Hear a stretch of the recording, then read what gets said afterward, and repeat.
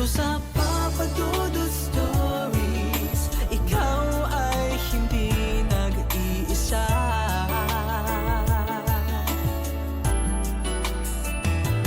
Dito sa Papa Dudut Stories, may nagmamahal sa'yo. Papa Dudut Stories, Papa Dudut Stories. Dear Papa Dudut, sa lahat po ng mga nakatutok ngayon, huwag kalimutan na mag-like, mag-share at mag-subscribe.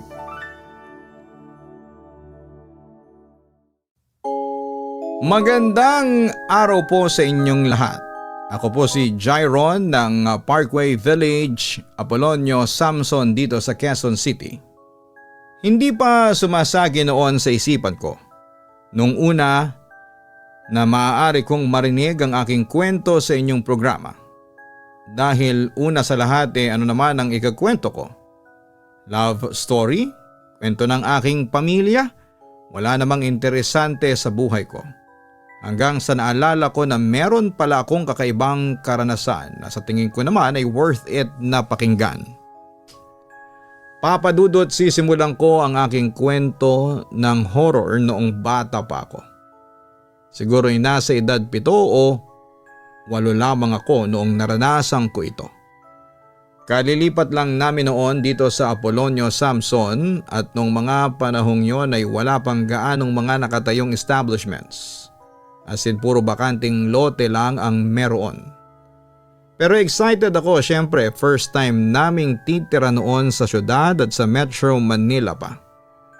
Galing pa kasi kami ng Carasi, Ilocos Norte at nakagisnan kong nakatira kami sa gitna ng mga bundok at gubat at kakaunting tao lamang ang nakatira at halos lahat pa ay magkakakilala. Unang gabi ko sa bagong bahay namin ay wala namang nangyaring kababalaghan. Pero noong sumapit ang ikalawang gabi ay doon ako nakaramdam ng kakaiba sa labas ng bahay namin. Nakatulog pa ako bandang 8:00 ng umaga sa kwarto naming magkakapatid. Pero bigla na lamang akong nagising ng bandang 2:00 ng madaling araw. Dahil natanaw ko sa labas ng bintana namin ay may bolang apoy na lumulutang at tila nakahinto sa bintana namin. As in parang siyang nilalang na nakatingin sa amin habang natutulog kami. Pero dahil bata pa ako at inosente, bumangon ako at nilapitan ko ang bintana pero biglang lumayo at mabilis na lumipad ang bolang apoy palayo sa bahay namin. Nagtungo ito sa isang bakanting lote na may 2 puno ng mangga. Tapos ay natanaw ko na naglaho ito na parang apoy sa lighter. Jairon, bakit gising ka pa? Nalimpungat ang wika ng Kuya JJ ko sa akin. Kuya, may nakita akong apoy na lumulutang sa bintana. Excited kong sagot sa kanya. Apoy? Nagtatakang wika ng panganay kong kapatid. Saan nagpunta? Pahabol niyang tanong sa akin. Doon po sa bakanting lote, pero wala na po kuya, ang sabi ko naman. Apoy na lumulutang, hugis bilog ba? Usisa ni Kuya JJ sa akin. Tumango lamang ako noon bilang sagot. Naku, baka santel mo yung nakita mo. Tila nag-aalalang wika ng kapatid ko. Santel mo? Ano po yun? Swerte po ba yun? Usisa ko naman sa kanya. Pero sa halip na sagutin niya ang tanong ko ay inutusan na lang niya akong matulog. Pero nakita ko siyang bumangon at sinara ang jalousie ng bintana. Tapos ay tinakpan niya ito ng kurtina. Simula noon, Papa Dudut, ay na-curious na ako sa San Telmo. Hindi ko pa alam noon kung anong klaseng bagay yon at inakala kong swerte yon kaya winish ko pa noon sa Diyos na sana'y makakita ulit ako ng San Telmo. Pero hindi na ako nakakita noon. Samantala simula din noon ay madalas na akong managinip ng nakakatakot. Noong sumunod na gabi kasi na naginip ako about sa lindol. Tapos ay may nagpakitang bolang apoy na lumulutang sa likuran ko. pero ibang kulay nito. Imbes na usual na apoy na yellowish orange, kulay pula ito. Sa sumunod naman na gabi ay napanaginipan ko na nasa gitna daw ako ng giyera. At noong aking tingnan ng biyak na semento sa aking harapan ay tila nagmistula itong itsura ng Pilipinas. At ito ay napapagitnaan ng bansang Amerika at China. Madaming nasawi, tila ako na lang ang natira sa aking panaginip na nagmistulang ghost country ng Pilipinas ayon sa aking panaginip. At sa panaginip kong yon ay may San Telmo na nagpakita sa akin. Pero this time may kulay asul naman ito. Sa sumunod na gabi ay nanaginip na naman ako na nasa ibang bangka tapos sa gitna ng dagat may lumitaw na San Telmo. 3 San Telmo yon, isang kulay yellow, isang pula at isang asul. Pagkatapos noon ay nagising ako at doon ay nakita ko na namang nagliliwanag ang bintana namin. Nang bumangon ako at hawiin ang kurtina, doon ko nakita ang bolang apoy na tila ba nakaharap at kung may buhay lang ito ay naramdaman kong nakatingin ito sa akin. At ang bintana na pinagkitaan ko nito ay malapit sa aming santo na si Santo Niño. At ang bolang apoy na yon ay tumagal lamang ng ilang segundo. Nang una ay pinikit-pikit ko pa ang aking mata dahil baka ako ay namamalik mata lamang. Pero nagkamali ako dahil sa pagdilat ko ay nandun pa rin yon at unti-unti ding naglaho. Ang bolang apoy na yon ay kulay orange, yellow, red and blue. Nang ikwento ko yon sa mga magulang ko, nagulat na lamang ako dahil bandang hapon ay may dumating na pare sa amin at pinabindisyonan ng buong bahay pati na rin sa labas. At narinig ko ang usapan nila na nababahala sila sa nagpapakitang San Telmo sa labas ng bahay namin. It turns out na hindi lang pala sa akin nagpapakita noon ang San Telmo, kundi pati na rin sa mga magulang ko na natutulog sa kabilang kwarto. Kaya tuloy naisip ko noon na masama ba ang San Telmo? Ano bang klaseng bagay ito? Gusto ko sanang tuklasin ang hiwagang bumabalot dito pero dahil sa bata pa lamang ako at hindi pa ako aware noon sa existence ng Google ay binaliwala ko na lamang ito at nagpatuloy sa aking buhay. Samantala nagpatuloy ang pagpapakita ng San Telmo sa amin sa kabila ng pagbendisyon sa aming bahay. At lalong lumala pa ito nang tumira sa amin si Lola Iping.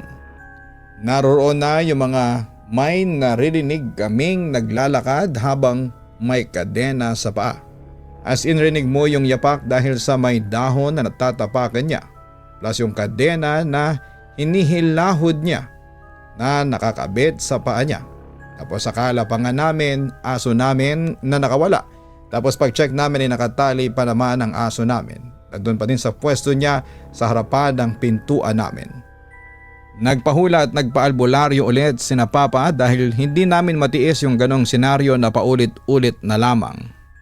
At sabi noong manghuhula at albularyo na may bantay daw na lalaki doon sa likod nga namin kung saan nanggagaling yung tunog ng hilahod ng kadena. Galing pa sa unang panahon, nakakapa siya ng pang sinauna at panggera ata yon. Yung ginawa kasi ng albularyo ay nagsindi siya ng kandila at hinati niya yung bond paper sa apat at kinuha yung isang hati, saka pinahira ng langis at tinapat sa usok ng kandila. At may sinasabi siyang dasal at pinakita niya sa amin ang itsura ng nabuo sa bond paper. And sobra kaming kinilabutan, lalaking walang mukha na nakakap mula noong nagdasal at matapos yung mga ginawa ng manghuhula ay hindi na muli itong nagparamdam. And then akala namin ay okay na. Hindi namin alam na may mas makakatakot na mangyayari pa pala. At ito na nga ay ang nangyari sa akin. 3 AM nang magising sa iyak ko sina mama at takot na nakatingin sa akin habang ako ay nasa labas ng bahay nang nakapikit habang umiiyak at naglalakad. Sinundan ako nila mama at pilit na ginigising at hinihila pabalik sa loob ng bahay. At nung okay na nagising na ako, dito na lang ako tinanong kung bakit daw ako nasa labas. Nagtataka ako at bakit nakasuot na ako ng rosaryo at may hawak si Papa na Biblia habang ako ay iyak ng iyak dahil sa sobrang taas ng lagnat ko. At dala ng takot dahil sa nakita ko. Sinabi ko sa kanila na may nakita akong bolang apoy at parang inaakit ako na puntahan siya. At palayo yun ng palayo. Kaya sinundan ko at hindi ko alam kung ano ang meaning noon. Kaya simula noon kapag nilalagnat ako ay palagi akong binabantayan nila mama dahil lagi kong nakikita yung bolang apoy na yon na hindi ko alam kung ano ang gustong ipahiwatig. Minsan may nakikita ako sa loob noon na babae na may hawak na bata at wala silang mukha. Doon ako nakaramdam ng takot at iniisip na baka ang San Telmo ay isa talagang multo o kaluluwang ligaw o di kaya ay engkanto. Samantala, dahil sa paulit-ulit na pagpapakita ng bolang apoy, na curious na ako dito kung ano ba talaga ang ibig sabihin nito or pahiwatig. Agad kong pinakiusapan si Kuya JJ na i-research sa internet ang tungkol sa San Telmo. Ayon sa nabasa namin, ito daw ay swerte kapag nakita mo daw ito at sinundan mo at kung saan siya huminto ay may kayamanan na nakabaon or nakalagay kung saan ito huminto.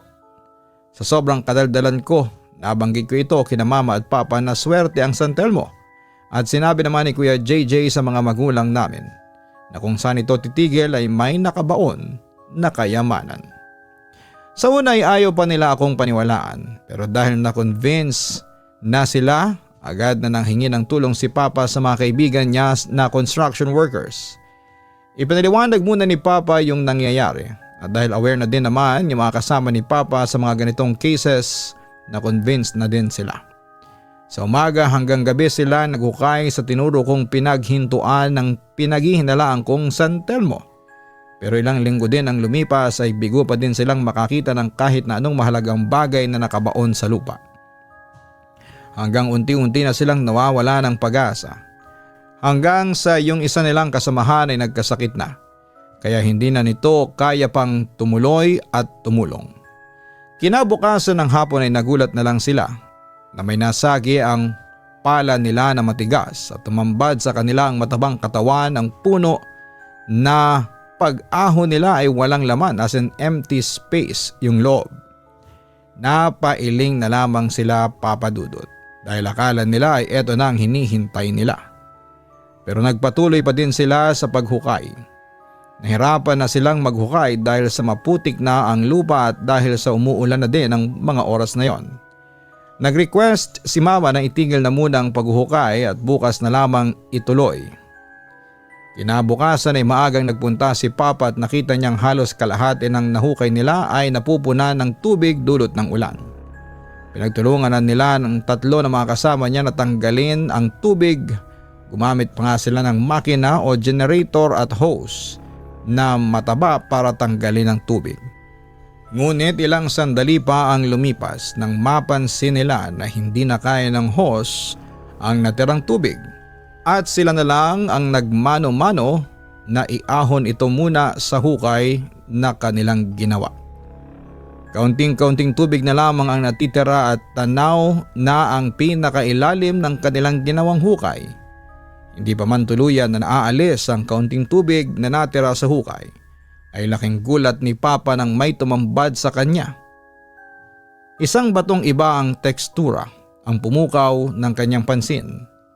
Kinuha niya ito at iniyahon at binabad sa banyera na may tubig kasama ng mga iba pang bato na nakita nila. Nang matapos na at naalis ang tubig sa hukay, agad na silang umahon dahil sa hapon na din. Habang nililinisan nila ang mga batong nakita nila at iba pang mga batong nahukay at nakuha galing sa hukay, sa isang bato lang sila nagtaka.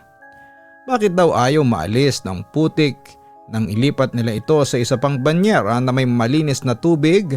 Ang akala nilang putik na ayaw maalis ay mga pira-piraso pala ng ginto na nakakabit sa bato. Dahilan para magiba ang tekstura nito.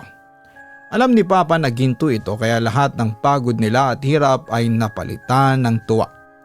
Sa kabilang banda akala namin noon Papa Dudut ay titigil na ang pagpapakita ng bolang apoy dahil palagay namin noon na kaya nagpapakita ang San Telmo sa amin ay dahil may kayamanan ang nakabaon sa lugar namin. Pero kinagabihan din pagkaraang makuha ni na Papa ang ginto ay muling nagpakita sa akin ang San Telmo. At sa pagkakataong yon, Papa Dudut, ay meron na siyang mukha. Nung una kong makita yon ay nagtalakbong ako ng kumot kasi natatakot ako. Pero nagulat na lamang ako nang magsalita ito. "Jairon, huwag kang matakot. Kailangan ko lang ng tulong mo." Narinig kong sabi ng boses sa akin. Very gentle at kalmado ang boses na nanggaling sa isang babae. Kaya sa halip na matakot ay unti-unti akong lumabas sa kumot. "Sabihin mo sa mga magulang mo, magpatuloy lamang sila sa paghuhukay at may makikita pa sila. Tulungan niyo ako. Kailangan ko nang mahimlay ng payapa," sabi pa ng boses ng babae sa akin.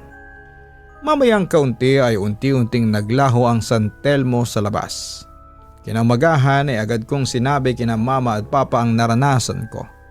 Naniwala naman sila, pero bago yon ay tinawag ulit nila yung albularyong kakilala namin at doon ay muling naritwala ng lugar kung saan yung hukay.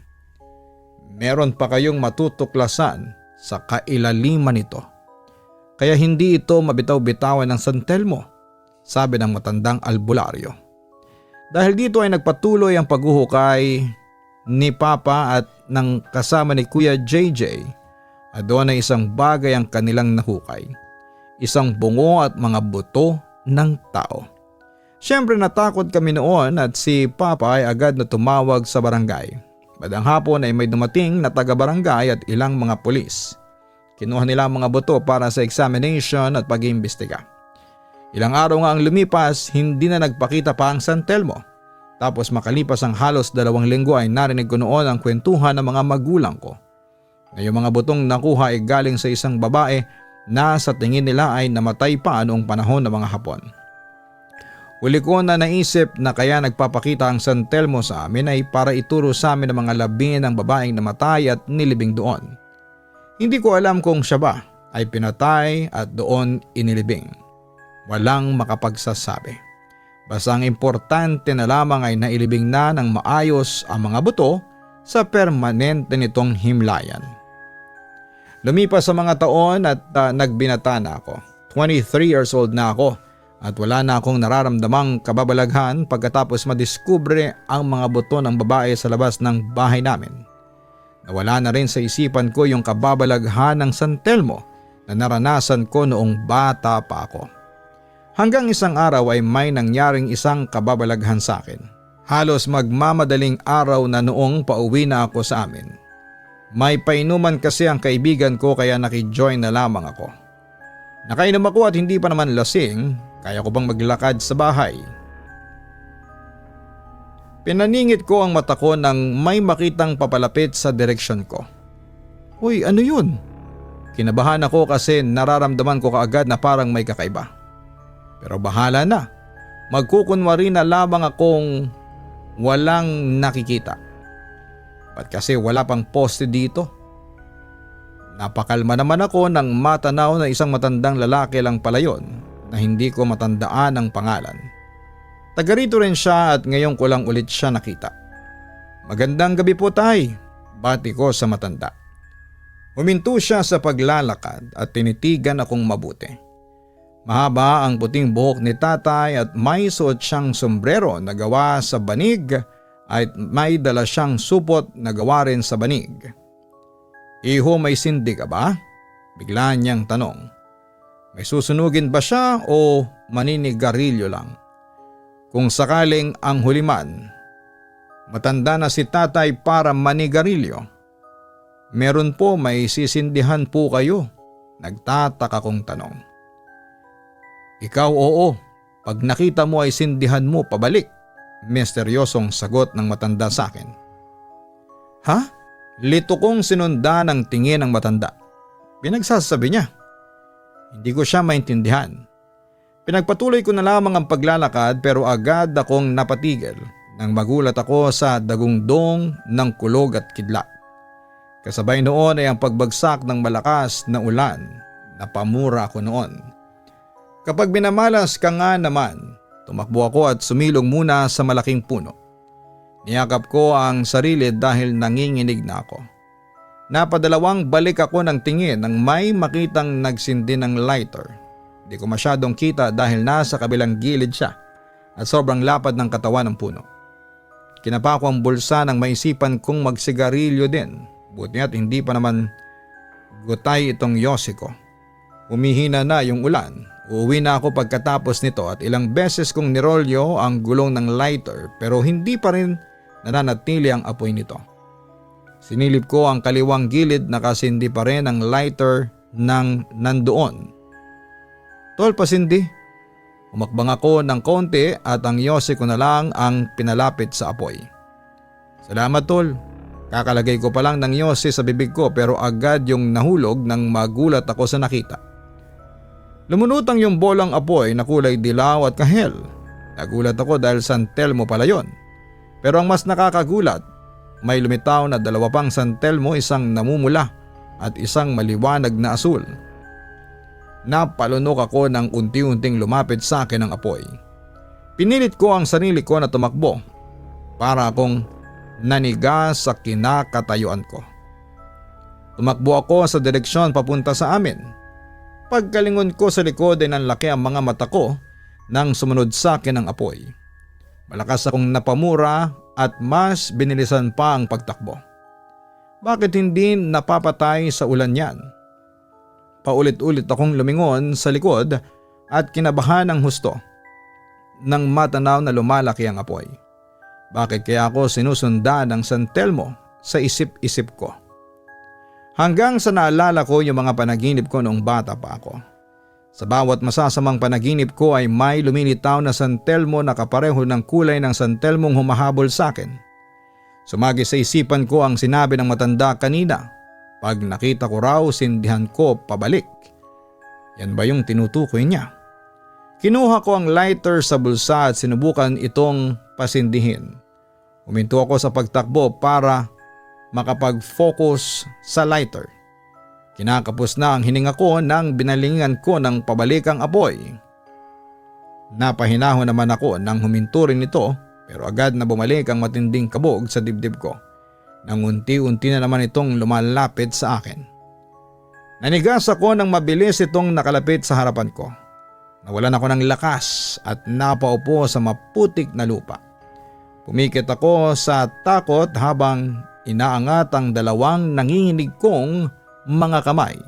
Nasa kanang kamay ko ang lighter at ang kaliwa ay ginawa kong pansilong. Pakiusap, umalis ka na. Nangihinang bulong ko. Nang maramdaman kong umiinit na yung kaliwang palad ko, dahan-dahan akong dumilat. Una kong nakita ang nakasinding lighter at napansing wala na yung lumulutang na apoy. Kabado kong ginala ang paningin sa paligid at sakalang nakahinga ng maluwag matapos kong masigurado na wala na yon. Kinabukasan nilagnat ako at hindi ko alam kung dahil ba sa ulan o dahil sa San Telmo. Nang may kwento ko yon sa mga magulang ko ay muli nila akong dinala sa albularyo. Pero ang sabi lamang nito sa akin, ang mga nakita kong San Telmo ay mga bantay ko daw. Ang dilaw na San Telmo ay nagbibigay daw ng swerte. Ang asul na San Telmo naman daw ang pumoprotekta sa akin laban sa mga sakuna. Habang ang pulang San Telmo naman daw ay nagbibigay ng babala sa akin. Tapos bigla ko naalala yung mga panaginip ko kung saan ay nakita ko ang mga San Telmong yon. Posible kayang magkatotoo ang panaginip ko na magkakaroon daw ng giyera at isa ko sa mga maiipit. Kung titingnan kasi ngayon ang sitwasyon ng Pilipinas, malakas ang posibilidad na magkagiyera dahil sa patuloy na paglabag ng China sa ating soberanya, lalo na sa West Philippine Sea. May mga panaginip din ako noon na may kakalat na sakit na nakakahawa na maala COVID at maaaring magbigay ng malaking problema sa ating bansa. Ewan ko kung babala ba yun sa akin para maghanda ako, pero wag naman sanang magkatotoo yon. Sa ngayon, Papa Dudut, ay wala naman akong nakikita ulit na San Telmo, pero sakali mang makakita ulit ako ay handa na ako. At para maiwasan na ang ganitong klase ng kababalaghan ay palagi akong nagdarasal sa Diyos na sana'y gabayan niya ako at ilayo sa mga elementong may masamang hangarin sa akin. Papa Dudut, hanggang dito na lamang muli at maraming salamat at sana po ay mapili po ninyong itampok ang aking kwento sa inyong YouTube channel. God bless and more power. Lubos na gumagalang, Jairon. Maraming salamat, Jairon, sa pagbabahagi mo ng iyong kwento sa aming programa. Sa mga tagapakinig natin, kung ano ang San Telmo o St. Elmo's Fire sa Ingles. Ayon sa mga paranormal experts, ito ay pinapaniwalaan na ang San Telmo ay isang nawawalang espiritu sa isang anyo ng isang bolang apoy. Ang ganitong uri ng mga kwento ay sikat sa mga rural na lugar sa mga lalawigan ng Pilipinas dahil naniniwala ang mga Pilipino sa kapangyarihan ng hindi alam. Ito ay isa lamang sa mga ito. Ang San Telmo ay bihirang makita ng ilang tao sa mga lalawigan lamang o sa mga liblib o hindi masyadong mataong lugar. Ang iba pang mga kwento ay nagsasabi na kung ang bola na ito ng apoy ay nagpakita sa iyo, ito ay hahabulin ka. Ang San Telmo na matatagpuan sa tubig ay maaaring mapanganib dahil sinasabi ng mga matatanda na maaari nilang patayin ka sa pamamagitan ng pagkalunod. Sa ilang mga kwento sinasabing bola ng sunog ay maaaring magdala ng isang maganda o masamang kapalaran depende sa kung gaano karaming mga bola ng apoy ang makikita mo. Gayunpaman, para daw matahimik ang San Telmo ay maaari mong sindihan ng isang kandila sa lugar kung saan mo nakita ang San Telmo, sapagkat kailangan nila ng kapayapaan at hindi maaaring pahinga ang kanilang kaluluwa sa langit.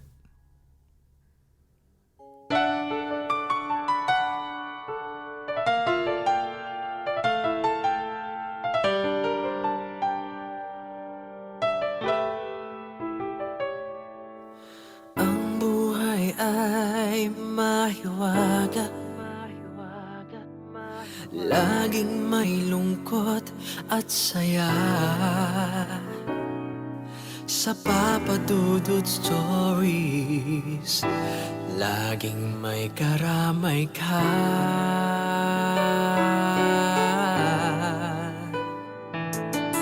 Mga problemang kay bigat, dito ay pakikinggan ka. Sa Papa Dudut Stories, kami ay iyong kasama. Dito sa Papa Dudut Stories, ikaw ay hindi nag-iisa.